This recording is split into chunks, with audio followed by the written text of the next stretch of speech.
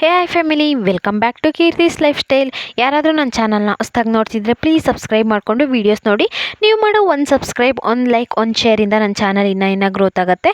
So ಮರಿದೆ subscribe ಮಾಡಿಕೊಂಡು videos ನೋಡಿ. So ನೀವು ವೀಡಿಯೋನ ಸಬ್ಸ್ಕ್ರೈಬ್ ಮಾಡಿಕೊಂಡು ನೋಡ್ತಾ ಇದ್ದೀರಾ ಅನ್ಕೊತೀನಿ. ಬನ್ನಿ ಬ್ಲಾಗ್ ಒಳಗಡೆ ಹೋಗೋಣ. ಇವತ್ತಿನ ಡೇ ಹೇಗೆ ಸ್ಟಾರ್ಟ್ ಆಯಿತು ಅಂದರೆ, ಬೆಳಗ್ಗೆ ತಿಂಡಿಗೆ ಶಾವಿಗೆ ಉಪ್ಪಿಟ್ಟು ಮಾಡೋಣ ಅಂತ ಹೇಳಿ ಶಾವಿಗೆ ಹುರಿತಿದ್ದೆ.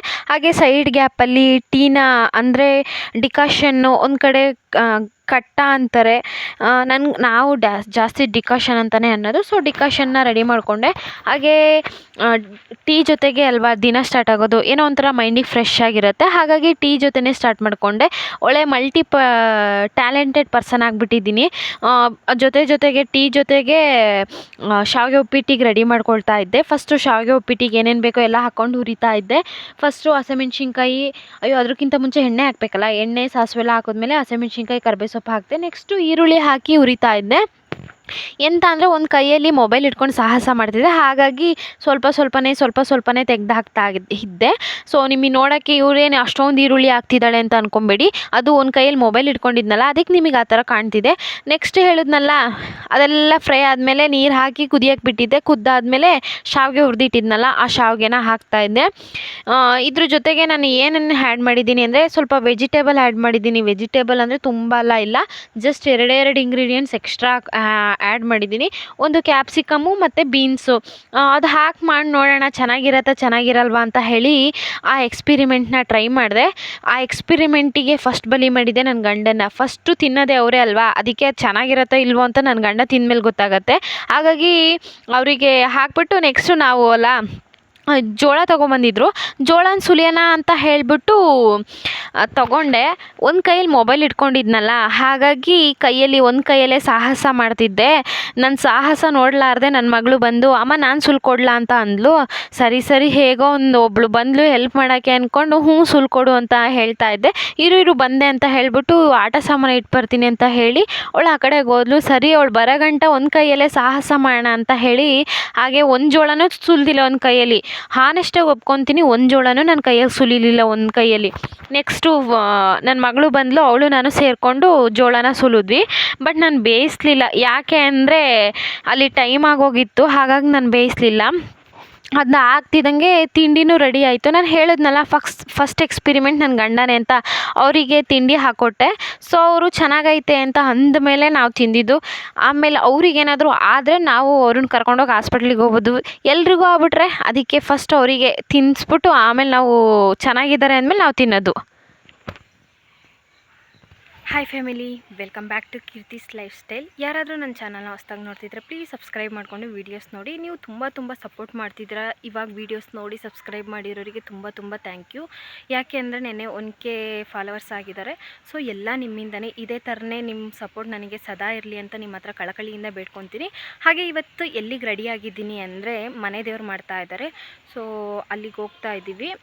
ಆ ವಿಡಿಯೋನ ನಿಮ್ಮ ಜೊತೆ ಶೇರ್ ಮಾಡ್ಕೊತೀನಿ. ಹೇಗಿದೆ ಅನ್ನೋದನ್ನ ಕಮೆಂಟಲ್ಲಿ ಬಂದು ಕಮೆಂಟ್ ಮಾಡಿ, ಆಯಿತಾ? ಇದೇ ಥರನೇ ಸಪೋರ್ಟ್ ಮಾಡಿ ಗಾಯ್ಸ್, ಪ್ಲೀಸ್.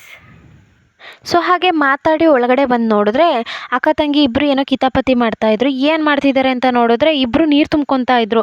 ನೀರು ಯಾಕೆ ತುಂಬ್ಕೊತಾ ಇದ್ದಾರೆ ಅಂದರೆ, ಅಲ್ಲಿ ಹೋದರೆ ಬೆಳಗ್ಗೆ ಹೋದರೆ ಮಧ್ಯಾಹ್ನ ಇಲ್ಲ ಸಂಜೆನೇ ಬರೋಕ್ಕಾಗೋದು. ಹಾಗಾಗಿ ನೀರು ತುಂಬ್ಕೊತಾ ಇದ್ರು, ಬಾಯಾರಿಕೆ ಆಗತ್ತೆ ಅಂತ ಹೇಳ್ಬಿಟ್ಟು.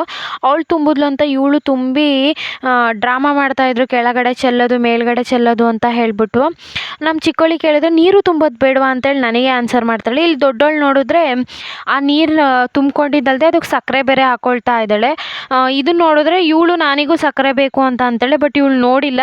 ಹಾಗೆ ನೀರು ತುಂಬೋದ್ರಲ್ಲಿ ಫುಲ್ಲು ಮುಮ್ಮರವಾಗಿದ್ದಾಳೆ. ಕೆಳಗೆಲ್ಲ ಚೆಲ್ಕೊಂಡು ನೀರು ತುಂಬ್ತಾ ಇದ್ಲು. ಚೆಲ್ಲಿದ್ರೆ ಚೆಲ್ತಾಳೆ ಅಂತ ಕಂಡು ಸುಮ್ಮನದೆ. ಯಾಕೆಂದರೆ ಒರೆಸ್ಬೇಕು ಅನ್ನೋದು ಇಲ್ವಲ್ಲ, ಅದು ಹಾರ್ಕೊಳ್ಳುತ್ತೆ. ಬಟ್ ಮಳೆಗಾಲ ಅಲ್ಲ, ಬೇಗ ಹಾರ್ಕೊಳ್ಳಲ್ಲ ಅಂದರೂ ಅವಳು ತುಂಬ್ಕೊಂಡ್ಮೇಲೆ ಕ್ಯಾಪ್ ನನ್ನ ಕೈಯಲ್ಲಿ ಕೊಟ್ಟಿದ್ಲು. ಎಲ್ಲೋಯ್ತು ಕ್ಯಾಪು ಅಂತ ಹೇಳ್ಬಿಟ್ಟು ಹುಡುಕ್ತಾ ಇದ್ಲು. ಆಮೇಲೆ ನಾನೇ ಕೊಟ್ಟೆ, ನನ್ನ ಕೈಯಲ್ಲಿದೆ ಅಂತ ಹೇಳ್ಬಿಟ್ಟು. ನೆಕ್ಸ್ಟ್ ಅವರಿಬ್ಬರು ಬಂದುಬಿಟ್ಟು, ಅಮ್ಮ ನಾನು ಹಾಯ್ ಮಾಡ್ತೀನಿ ಅಂತ ಹೇಳಿ ಬಂದರು. ಎಲ್ಲಿಗೆ ಹೊರಟಿದ್ದೀರಾ ಅಂದರೆ, ನಾನು ದೇವಸ್ಥಾನಕ್ಕೆ ಹೊರಟಿದ್ದೀನಿ ಅಂತ ಹೇಳಿ ಇಬ್ಬರು ಬಂದು ಹಾಯ್ ಮಾಡ್ತಾಯಿದ್ರು.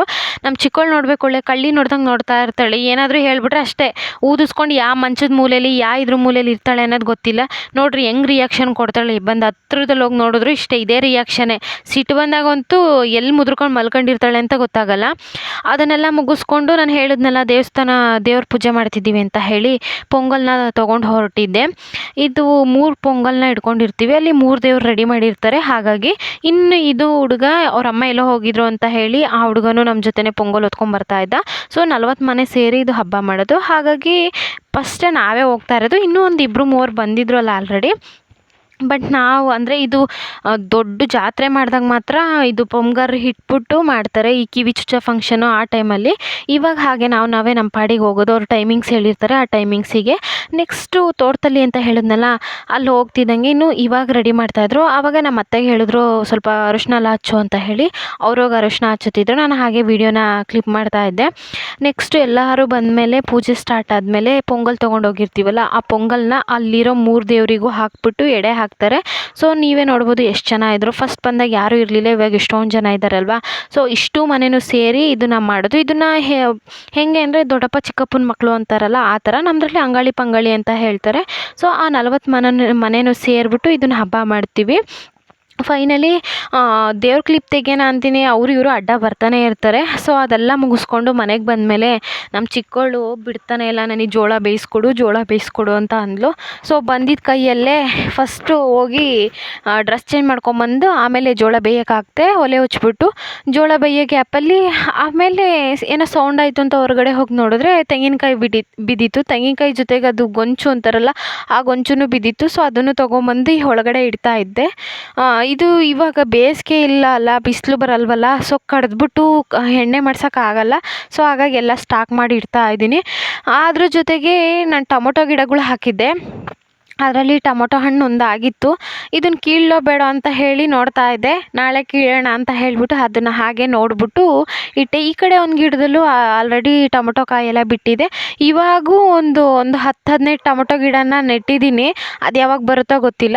ನೆಕ್ಸ್ಟ್ ಇದು ಸಣ್ಣ ಮೆಣಸಿನ್ಕಾಯಿ ಅಂತಾರಲ್ಲ, ಅದು. ನೆಕ್ಸ್ಟ್ ಮನೆಗೆ ಬರ್ತಿದ್ದಂಗೆ ನಮ್ಮ ಮನೆಯವ್ರು ಚಿಕನ್ ತೊಗೊಂಬಂದಿದ್ರು. ಅದನ್ನು ಹೇಳಿದ್ನಲ್ಲ, ಒಂದು ಕೈಯಲ್ಲೇ ಮೊಬೈಲ್ ಹಿಡ್ಕೊಂಡು ಸಾಹಸ ಮಾಡ್ತಾ ಇದ್ದೆ. ಸ್ಟ್ಯಾಂಡಿಗೆ ಹಾಕ್ತೆ, ಒಂದೇ ಕೈಲಿ ಹಿಡ್ಕೊಂಡು ವೀಡಿಯೋ ಮಾಡ್ತಾ ಇದ್ದೆ. 1 kg ಅಷ್ಟು ಚಿಕನ್ ತೊಗೊಂಬಂದಿದ್ರು. ಯಾಕೆಂದರೆ ಇವತ್ತು ಹಬ್ಬ ಅಲ್ವಾ, ಅಲ್ಲಿ ನಮ್ಮ ಅತ್ತೆ ಮನೇಲಿ ಕೋಳಿ ಕುಯ್ದಿದ್ರು. ಬಟ್ ನಾವು ಕುಯ್ದಿರಲಿಲ್ಲ. ಸರಿ ಸಪ್ರೇಟಾಗಿ ಅಂಗಡಿಯಿಂದನೇ ತರೋಣ ಅಂತ ಹೇಳಿಬಿಟ್ಟು ತೊಗೊಬಂದು ಅದನ್ನು ಹಾಗೆ ಹಾಕುವಾಗ ಕೆಳಗಡೆ ಎಲ್ಲ ಚೆಲ್ಲಿತ್ತು. ಅದನ್ನೆಲ್ಲ ಒರೆಸ್ಬಿಟ್ಟು ನೆಕ್ಸ್ಟ್ ಹೋಗಿ ಒಲೆ ಹೊಚ್ಚಿದೆ. ಒಲೆ ಹೊಚ್ಚುತ್ತಿದ್ದಂಗೆ ಫಸ್ಟ್ ನಾವು ಏನು ಮಾಡ್ಬೇಕು ಹೇಳಿ, ಒಲೆ ಹೊಚ್ಚಿದ್ಮೇಲೆ ಈವ್ನಿಂಗ್ ಸ್ಟಾರ್ಟಿಂಗ್ ಮಾಡೋದೇ ಟೀಯಿಂದ ಅಲ್ವಾ. ಸೊ ಒಲೆ ಹೊಚ್ಚುತ್ತಿದ್ದಂಗೆ ಫಸ್ಟು ಟೀಗೆ ಇಡೋಣ ಅಂತ ಹೇಳಿ ಇಡ್ತಾಯಿದ್ದೆ. ನಾನು ಟೀ ಏನು ಪದೇ ಮಾಡಲ್ಲ, ಆಲ್ರೆಡಿ ಮಾಡಿ ಇಟ್ಟಿರ್ತೀನಿ ಡಿಕಾಷನ್ನು. ಅದನ್ನೇ ಬಿಸಿ ಮಾಡ್ಕೊಂಡು ಕುಡಿಯೋದು. ಪದೇ ಯಾರು ಮಾಡ್ತಾರೆ, ಅದಕ್ಕೆ ಒಂದು ಸ್ವಲ್ಪ ಮಾಡುವಾಗೆ ಜಾಸ್ತಿ ಮಾಡಿಟ್ಟಿರ್ತೀನಿ. ಅದನ್ನೇ ಬಿಸಿ ಮಾಡಿಕೊಂಡು ಈ ಈವ್ನಿಂಗ್ ರೊಟೀನ್ನ ಸ್ಟಾರ್ಟ್ ಮಾಡಿದೆ. ಟೀ ಕುಡಿದ್ಮೇಲೆ ಏನೋ ಒಂಥರ ಮೈಂಡ್ ಫ್ರೆಶ್ ಆಗೋದು. ನೆಕ್ಸ್ಟು ಮಸಾಲೆಗೆ ಈರುಳ್ಳಿ ಟೊಮೊಟೊ ಇದನ್ನೆಲ್ಲ ಹೆಚ್ಚಿಟ್ಕೊಂಡಿದ್ದೆ. ಅದನ್ನು ಹುರಿಯೋಣ ಅಂತ ಹೇಳಿಬಿಟ್ಟು ಪಾತ್ರೆಗೆ ಹಾಕ್ಬಿಟ್ಟು ಎಣ್ಣೆ ಕಾಯಕ್ಕೆ ಹಾಕಿದ್ದೆ. ಎಣ್ಣೆ ಕಾಯ್ತಿದ್ದಂಗೆ ಈರುಳ್ಳಿ, ಹಸಿಮೆಣ್ಸಿನ್ಕಾಯಿ ಅದು ಕಿತ್ಕೊಂಬಂದಿದ್ದೆ. ಸಣ್ಣ ಹಸಿಮೆಣ್ಸಿನ್ಕಾಯಲ್ಲಿ 2 ಕಿತ್ಕೊಂಬಂದಿದ್ದೆ. ಆ ಹಸಿಮೆಣ್ಸಿನ್ಕಾಯಿ, ಬೆಳ್ಳುಳ್ಳಿ, ಶುಂಠಿ ಮತ್ತು ಅವನ್ನೆಲ್ಲ ಹಾಕಿ ಹುರಿತಾ ಇದ್ದೆ. ಫಸ್ಟು ಇದೆಲ್ಲ ಫ್ರೈ ಆದಮೇಲೆ ನಾನು ಲಾಸ್ಟಿಗೆ ಟೊಮೊಟೊ ಹಾಕ್ಕೊತೀನಿ. ಒಬ್ಬೊಬ್ಬರು ಹಾಗೆ ಫ್ರೈ ಮಾಡದೆ ಮಾಡ್ತಾರೆ, ನಮ್ಮ ಅತ್ತೆನೂ ಫ್ರೈ ಮಾಡಲ್ಲ. ಫಸ್ಟು ಈರುಳ್ಳಿ ಇದೆಲ್ಲ ಹಾಗೆ ರುಬ್ಕೊತಾರೆ, ಹಸಿ ಖಾರ ಥರ. ಅದನ್ನು ರುಬ್ಕೊಂಡು ಆಮೇಲೆ ಚಿಕನ್ ಜೊತೆ ಬೇಯಿಸ್ಬಿಟ್ಟು ಇದು ಮಾಡ್ತಾರೆ. ಬಟ್ ನಾನು ಎಲ್ಲ ಹುರ್ಕೊಂಡೇ ಆಲ್ಮೋಸ್ಟ್ ಮಾಡೋದು. ಜಾಸ್ತಿ ಮಸಾಲೆ ಸಾರು ಮಾಡೋಕ್ಕೆ ಇಷ್ಟ ಇಲ್ಲ ಅಂದರೆ ಬೇರೆ ಖಾರ ಪುಡಿ ಹಾಕಿ ಹಾಗೆ ಶುಂಠಿ ಬೆಳ್ಳುಳ್ಳಿ ಪೇಸ್ಟ್ ಹಾಕಿ ಖಾರ ಪುಡಿ ಸಾಂಬಾರು ಅಂತಾರೆ, ಆ ಟೈಪಲ್ಲಿ ಮಾಡ್ತೀನಿ. ಫೈನಲಿ ಇದು ಹುರ್ಕೊಂಡಾದಮೇಲೆ ಬಿಸಿ ರುಬ್ಬೋಕ್ಕಾಗಲ್ಲ ಅಲ್ವಾ. ಹಾಗಾಗಿ ಉರಿತಿದ್ದಂಗೆ ಒಂದು ಪ್ಲೇಟಿಗೆ ಹಾಕಿಟ್ಟೆ.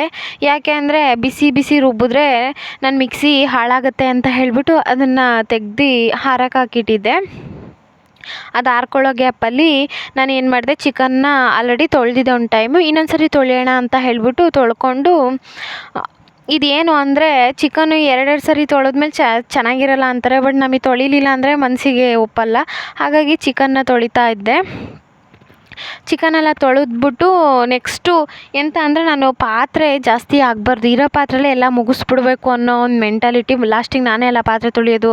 ಹಾಗಾಗಿ ಇರೋ ಪಾತ್ರೆಲೇ ಎಲ್ಲ ಮುಗಿಸ್ಬಿಡ್ಬೇಕು ಅಂತ ಹೇಳಿಬಿಟ್ಟು ಅದನ್ನು ಇದು ಈರುಳ್ಳಿ ಎಲ್ಲ ಹುರಿದಿದ್ನಲ್ಲ, ಅದೇ ಪಾತ್ರೆಲೇ ಮತ್ತೆ ಹಾಕಿಬಿಟ್ಟು ಚಿಕನ್ನ ಫ್ರೈ ಮಾಡ್ಕೊಳ್ತಾ ಇದ್ದೆ. ಇದು ಫ್ರೈ ಮಾಡುವಾಗಲೇ ಚಿಕನ್ ಮಸಾಲ, ಗರಂ ಮಸಾಲ, ಏನೇನು ಮಸಾಲ ಇದ್ದಾವೆ ಅದನ್ನೆಲ್ಲ ಹಾಕ್ಬಿಟ್ಟು ಉಪ್ಪು ಹಾಕ್ಬಿಟ್ಟು ಸ್ವಲ್ಪ ಹೊತ್ತು ಎಣ್ಣೆಯಲ್ಲೇ ಬಾಡಿಸ್ಬಿಟ್ಟು ಆಮೇಲೆ ರುಬ್ಬಿರೋ ಮಸಾಲೆನ ಹಾಕೋದು ನಾನು. ಫಸ್ಟ್ ಇದನ್ನೆಲ್ಲ ಚೆನ್ನಾಗಿ ಬಿಸಿ ಆಗಲಿ ಅಂತ ಹೇಳಿಬಿಟ್ಟು ಇಟ್ಟಿದ್ದೆ. ಯಾಕೋ ಒಲೆ ಬೇರೆ ಉರಿತಾ ಇರಲಿಲ್ಲ. ಅದು ಅವಾಗವಾಗ ಹಿಂಗೆ ಆಡ್ತೈತೆ. ಅದ್ರ ಜೊತೆಗೆ ನಾನು ಸ್ವಲ್ಪ ಹೋರಾಟ ಮಾಡಿಕೊಂಡು ಫೈನಲಿ ಚಿಕನ್ ಸಾಂಬಾರನ್ನು ರೆಡಿ ಮಾಡಿದೆ. ಚಿಕನ್ ಸಾಂಬಾರು ಜೊತೆ ಪರೋಟ ಬರ್ರಿ ಅಂತ ಹೇಳಿದ್ದೆ. ಅವರು ಪರೋಟನೂ ತೊಗೊಬಂದಿದ್ರು. ಅದನ್ನು ಬಿಸಿ ಮಾಡೋಣ ಅಂತ ಹೇಳಿಬಿಟ್ಟು ರೆಡಿ ಮಾಡ್ತಾಯಿದ್ದೆ. ಸ್ವಲ್ಪ ರೈಸ್ ಇತ್ತು, ಹಾಗಾಗಿ ಒಂದು 7 ಪರೋಟನ ಬಿಸಿ ಮಾಡ್ತಾಯಿದ್ದೆ. ಯಾಕೆ ಅಂದರೆ ಅನ್ನ ಇತ್ತಲ್ಲ, ಮತ್ತೇನು ಇನ್ನೊಂದು ಸತಿ ಮಾಡೋದು ಅಂತ ಹೇಳ್ಬಿಟ್ಟು ಮಾಡಿರಲಿಲ್ಲ. ಪರೋಟ ಮಾಡೋಕ್ಕಿಂತ ಮುಂಚೆ ತವಾಗೆ ಸ್ವಲ್ಪ ಎಣ್ಣೆ ಮಸಾಜ್ ಮಾಡಿಬಿಟ್ಟು ನೆಕ್ಸ್ಟು ಪರೋಟ ಮೇಲೂ ಎಣ್ಣೆ ಮಸಾಜ್ ಮಾಡ್ತಾಯಿದ್ದೆ. ಈ ಬ್ರಷ್ ತಂದಮೇಲೆ ತುಂಬ ನನಗೆ ಹೆಲ್ಪ್ ಆಗ್ತಾಯಿದೆ. ಫಸ್ಟೆಲ್ಲ ಈರುಳ್ಳಿ ಹಿಡ್ಕೊಂಡು ಇದು ಮಾಡ್ತಾಯಿದ್ದೆ. ಇವಾಗ ಈ ಬ್ರಷ್ ಬಂದಮೇಲೆ ಅಂದರೆ ಬ್ರಷ್ ತೆಗಿ, ನಾನು ಆ್ಯಕ್ಷನ್ ತೋರಿಸು ಅಂತ ಹೇಳಿಬಿಟ್ಟು ತವ ಮೇಲೆ ಆ್ಯಕ್ಷನ್ ತೋರಿಸ್ತಾ ಇದ್ದೆ. ನೆಕ್ಸ್ಟ್ ಒಂದು ಪರೋಟ ಬೇಯಿಸಾದ್ಮೇಲೆ ಇನ್ನೊಂದು ಪರೋಟನೂ ಹಾಗೆ ಬೇಯಿಸ್ಕೊಂಡೆ. ಫೈನಲಿ ಪರೋಟ ಎಲ್ಲ ಬೇಯಿಸಿದ್ಮೇಲೆ ಬೇಗ ಬೇಯಿಸ್ಕೊಂಡೆ. ಫಸ್ಟಿಗೆ ಉರಿತಾ ಇರಲಿಲ್ಲ ಒಲೆ, ಆಮೇಲೆ ದಗ ಉರಿಯೋಕ್ಕೆ ಸ್ಟಾರ್ಟ್ ಮಾಡಿತು. ಅದು ಜೋರಾಗಿ ಉರಿದ್ರೂ ಪ್ರಾಬ್ಲಮ್ಮು, ನಿಧಾನ ಉರಿದ್ರೂ ಪ್ರಾಬ್ಲಮ್ಮು. ಜೋರಾಗಿ ಉರಿದ್ರೆ ಕೈ ಸುಡುತ್ತೆ, ನಿಧಾನ ಉರಿದ್ರೆ ಪರೋಟ ಬೇಯಲ್ಲ. ಎರಡರಲ್ಲೂ ಬ್ಯಾಲೆನ್ಸ್ ಮಾಡಿಕೊಂಡು ಮಾಡೋಷ್ಟರಲ್ಲಿ ಸಾಕಾಗುತ್ತೆ. ನೆಕ್ಸ್ಟ್ ಫೈನಲಿ ಅದರಲ್ಲೂ ಸ್ವಲ್ಪ ಬೇಯಿಸ್ಕೊಂಡು ಎಲ್ಲ ಮುಗಿಸ್ಕೊಂಡೆ. ಫುಲ್ ಬೇಯಿಸಲಿಲ್ಲ, ಇನ್ನೂ ಸ್ವಲ್ಪ ತೆಗೆದಿಟ್ಟಿದ್ದೆ. ಅದರಲ್ಲೇನು 10 ಪರೋಟನ 12 ಪರೋಟನ ನಾನು ಕೌಂಟ್ ಮಾಡಿಲ್ಲ, ಬಟ್ 7 ಪರೋಟನ ನಾನು ಬೇಯಿಸ್ಕೊಂಡು ಆದಮೇಲೆ ನನ್ನ ಮಕ್ಕಳಿಗೆ, ನಾನು ನಮ್ಮ ಮನೆಯವರಿಗೆ 4 ಜನಕ್ಕೆ ಎಷ್ಟು ಬೇಕು ಅಷ್ಟು ಬೇಯಿಸ್ಕೊಂಡೆ. ರೈಸು ಇತ್ತಲ್ಲ, ಸೊ ಅದು ಮೇಂಟೈನ್ ಆಗುತ್ತೆ ಅಂತ ಹೇಳಿಬಿಟ್ಟು ಅದನ್ನು ಬೇಯಿಸ್ಕೊಂಡಾದ್ಮೇಲೆ ಫೈನಲಿ ಊಟ ಮಾಡೋ ಟೈಮು ಬಂತು. ಸೊ ಪರೋಟ ಜೊತೆ ಚಿಕನ್ ಸಾಂಬಾರು, ಸೊ ಕಾಂಬಿನೇಷನ್ ಚೆನ್ನಾಗಿತ್ತು. ಸೊ ಇವತ್ತಿನ ವಿಡಿಯೋ ಇದಾಗಿತ್ತು. ಇಷ್ಟ ಆಗಿದ್ರೆ ಲೈಕ್ ಮಾಡಿ, ಕಮೆಂಟ್ ಮಾಡಿ, ಹಾಗೆ ಮರೀದೆ ನನ್ನ ಚಾನಲ್ನ ಸಬ್ಸ್ಕ್ರೈಬ್ ಮಾಡಿ ಸಪೋರ್ಟ್ ಮಾಡಿ ಗೈಸ್. Thank you all.